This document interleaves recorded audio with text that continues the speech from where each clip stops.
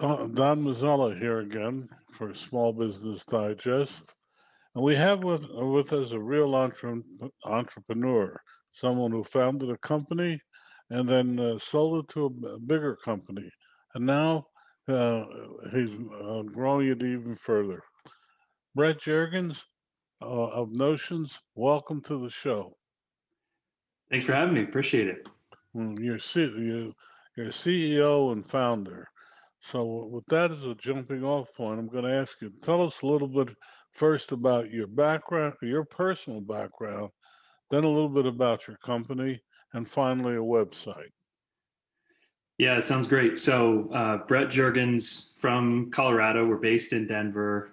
Went to college at CU, finance and real estate degrees, and started my first company actually in college. It was a small marketing company trying to get local area businesses to, basically market better and more effectively to new students coming into the college. And actually went through an investment banking seminar class as a senior in college, and thought that'd be a great kind of kickoff to my career. So started out in investment banking. Specifically, I was doing private placements, 20 to $100 million deals. Interesting side point, it was between 2007 and 2009. So things started out great and ended really poorly with my experience with banking, with what happened with the market then, that it was a heck of a learning experience for me to figure out what businesses were getting funded, how they were getting funded, how they were dealing with such a difficult situation, kind of from a macro perspective. At that point, I knew I was either going to start a business or work for a startup. So actually went and joined first employee at a consumer product startup in the over-the-counter medication space of all things. Really, for me, entrepreneurship on training wheels in a bigger way. That company raised quite a bit of money, ended up being acquired. And towards the tail end of my experience with that company, started my current company, Notion. And we have grown the company over the past 7 years. We were acquired a little over a year ago by Comcast. We can get into that. And the company, you can find out more about it from beyond what you're going to hear today at getnotion.com. So GETNOTION.com. Okay. And what does the Notions do? So Notion is really all about reducing property risk for both, I'd say, property owners and partners. Notion, we actually started out making this device, a small sensor that can monitor anything that you can think of in a home or a small business. So when you think of a home security system, but kind of going beyond that, things like doors opening, windows breaking, alarms sounding, water leaks, temperature, humidity, there's a whole myriad of things that these can do. And when we first started the company, we thought this was going to be a smart smoke alarm. And people liked the idea, but they thought it was going to be really expensive to buy a smoke alarm. It was a smart smoke alarm. And most people don't really buy smoke alarms. They actually just use the alarm that's in the property they have already. It's not something as a consumer you really think about buying very often. So we really started to talk to customers. We probably talked to, I don't know, 150 customers early on, kind of structured interviews, and like really started to understand what homeowners and small business owners wanted to know more about, wanted to protect, wanted to monitor. And we sort of changed the concept a bit to this multifunction device, this multifunction sensor, where you can just peel and stick it up anywhere in a property. So all do-it-yourself, DIY, self-installed product, full mobile apps, and then we have data and analytics on the back end doing a lot more advanced things for some of our partners. So the second piece for us, beyond the technology of monitoring and risk reduction, really started to get into our go-to-market strategy. We took the company through a pretty well-known tech accelerator early on called Techstars, and during that process, we really made a decision to partner with companies to go to market rather than direct to consumer and retail. So today, to fast forward, about, I'd say 98% of our distribution is through and with insurance companies. So actually pairing insurance policies with smart home protection devices like Notion, really, we believe 1 + 1 = 3. So most of our customers today get Notion at no charge. Insurance companies get to reduce risk of property along with the homeowner or the small business owner. And that really starts to set up for a different level of insurance, a different level of security than could have been provided before. Wow. Well, let me see if I understand. So your device, you put it on in someplace in the house. So if a window breaks, it triggers an alarm. If a door is open when it shouldn't be open, am I hearing it correctly? Yeah, so one device can monitor for multiple things simultaneously. Is kind of one important point to make. We did that really for ease of use, so you don't have to have different devices to monitor the different things that you want to. We also did it so you could have fewer devices. One device can monitor multiple things, so you have to have fewer. So the cost aspect is lower. So doors opening, garage doors opening, refrigeration units in restaurants going out or leaking, leaks in bathrooms, maybe being unsafe in public places. Like there's a myriad of examples here. We have some really creative use cases, people putting these on dog doors and things like that to know when their dog's going in and outside. But I think that's kind of the beauty of what we've built is you can use it the way you want for your property, for your needs. All that information then does go to a mobile app or to property managers or whomever you want it to be sent to. So you're able to get the right information to the right people at the right time. Wow. How come I've never heard about this? Well, we launched about 3 years ago, so it's not been on the market, for 10 years or a really, really long time.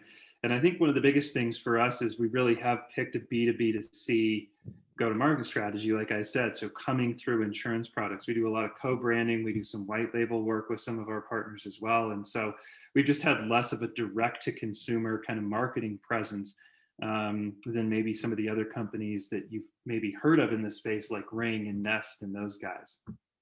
Okay, let me back up. I'm here in Jacksonville. My house, I have a house in Palisades Park. I can take your device, put it up there, and know that if somebody, for instance, knocked out a window in the back, I would know about it here.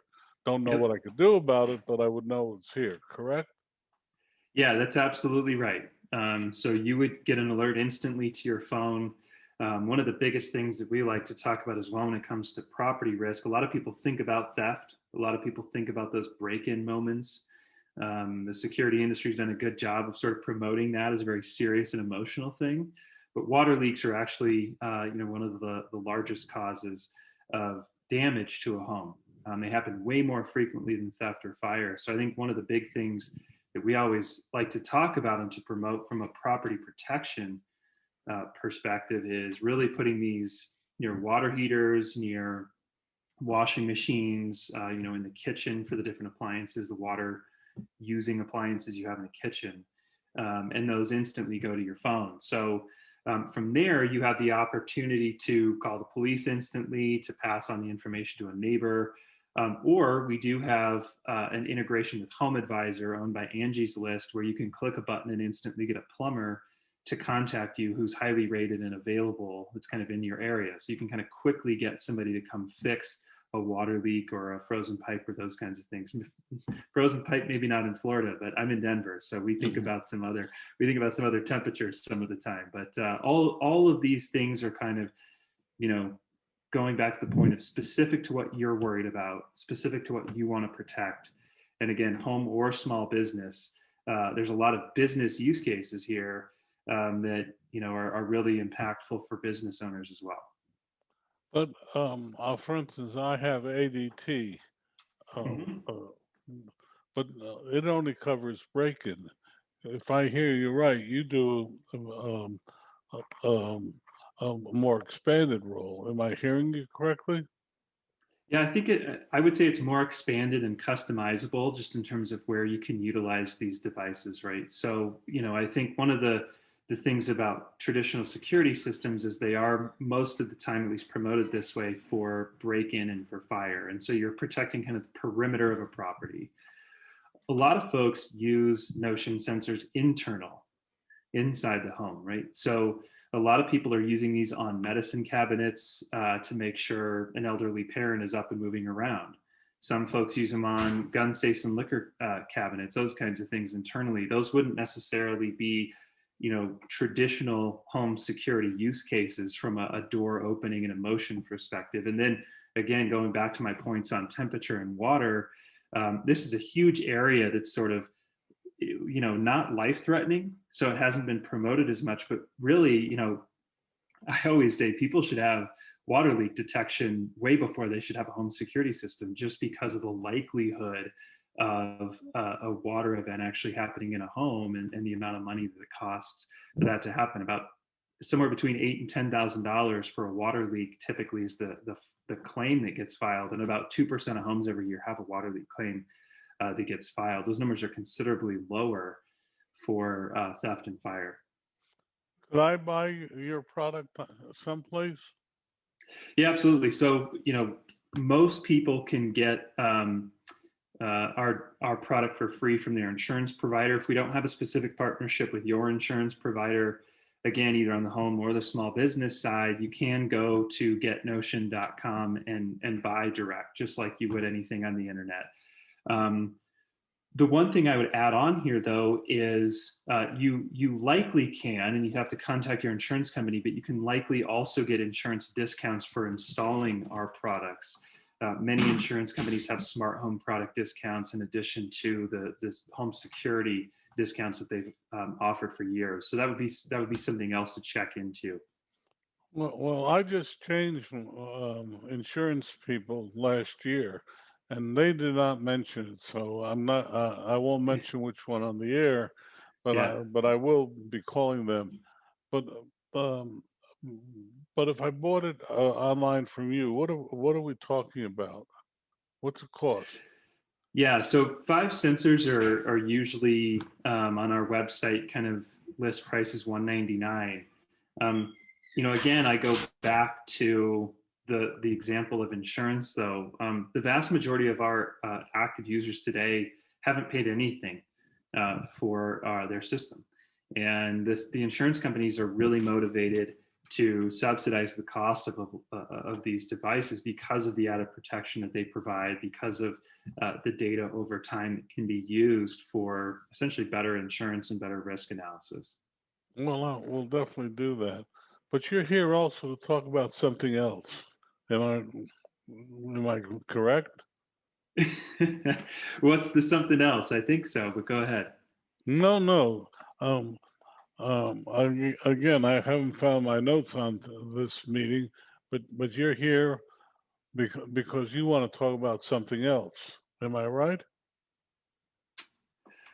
Um, well, I think one of the big things for us is our acquisition by Comcast last year. Um, that's one category that I think is kind of important to just sort of paint the picture of where maybe the IoT category is going, and where some other aspects of this could go. So that's one of the big pieces of news for us. Partnering with such a big company with so many resources, managing and monitoring billions of devices around the country, I think is really going to be interesting for us as we continue to grow, both from a support perspective, but then also just from a technology roadmap perspective. So I'd add that in. But my first question is, why would Comcast want to get in your business? Yeah. Well, so, Comcast has, a long history of home security.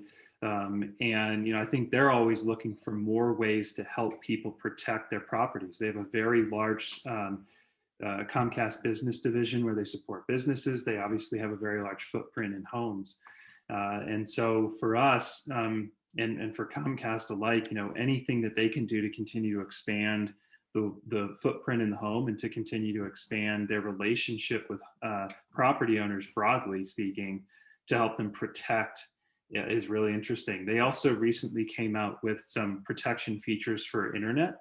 So there's kind of this theme that I've been saying, at least, kind of connect and protect. So, literally connecting people to the internet, connecting TVs, doing that whole piece of this. And then also the protection angle, I think, is just a very natural extension of what they do today. And having this be so easy to install, to combine with their current product suite, to allow people to expand beyond traditional security, is really just an interesting thing for them to get involved in going forward. Did they approach you or did you approach them?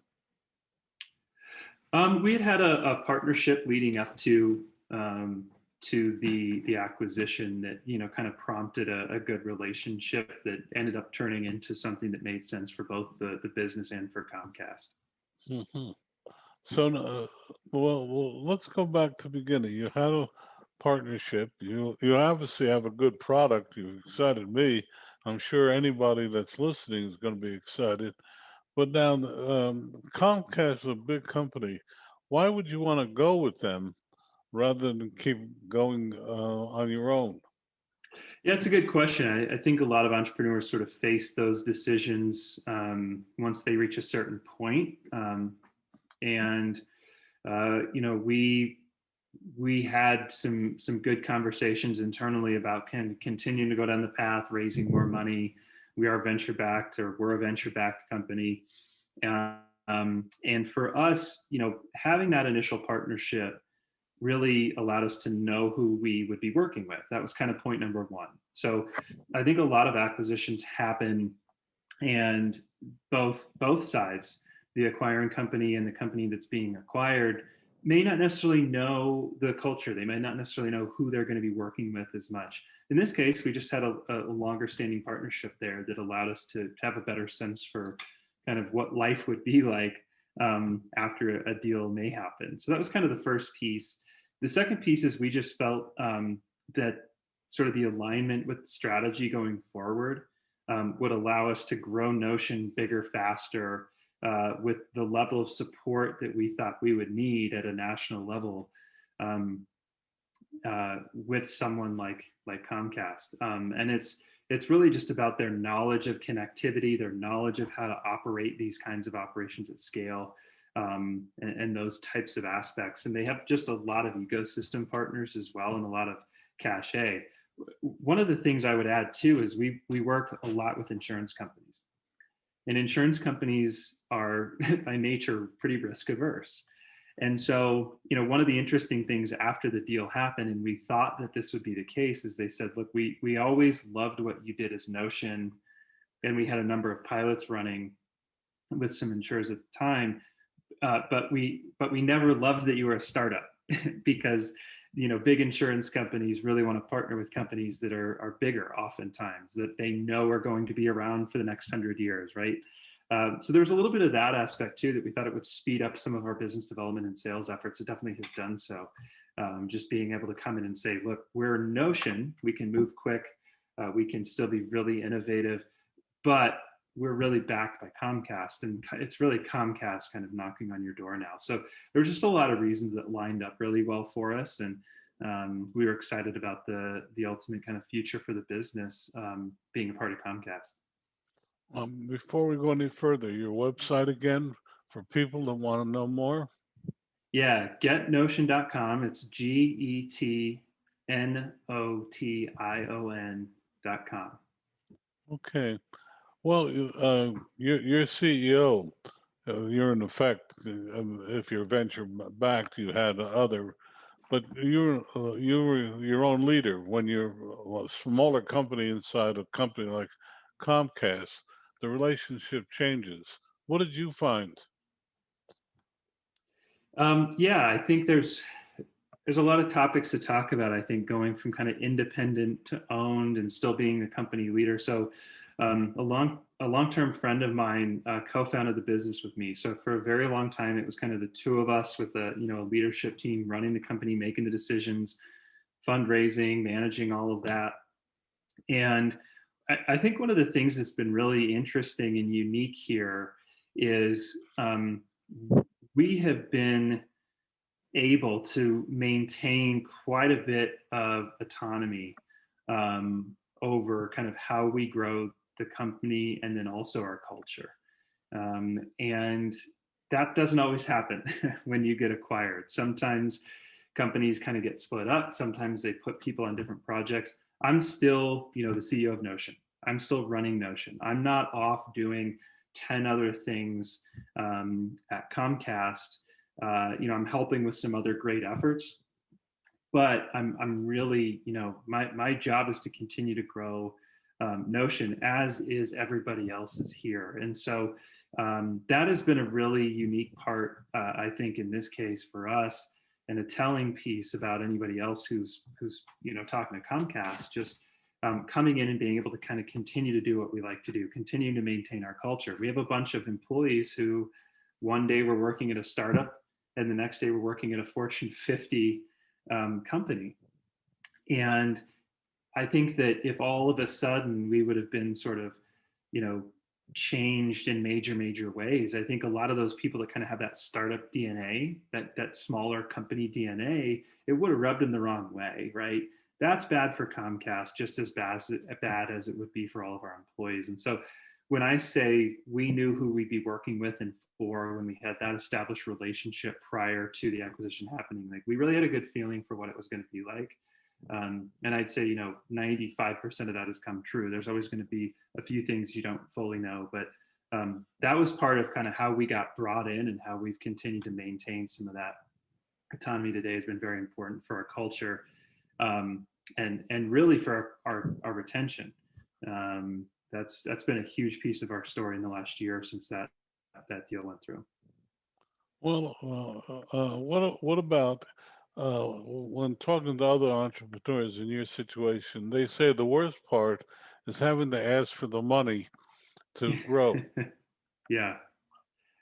I was having to ask for the money to grow before as well, is kind of the way that I think about it. I was out fundraising and with, mostly VCs and some strategics before that. That took up a ton of my time. Now it so happens I have a single investor and they have a very aligned interest with what we're doing, and have a lot of strategic benefit to bring to the table. And so I think there's different sort of taxes to pay, whether you are an independent company or whether you are acquired and work at a bigger company now. And the finance tax, so to speak, to me sort of just transferred from one much longer list of people that I had to convince to invest to a finance department who keeps a tab on what we're doing. So different people, a little bit of a different process in terms of corporate finance, kind of investing, if you will, versus VC investing.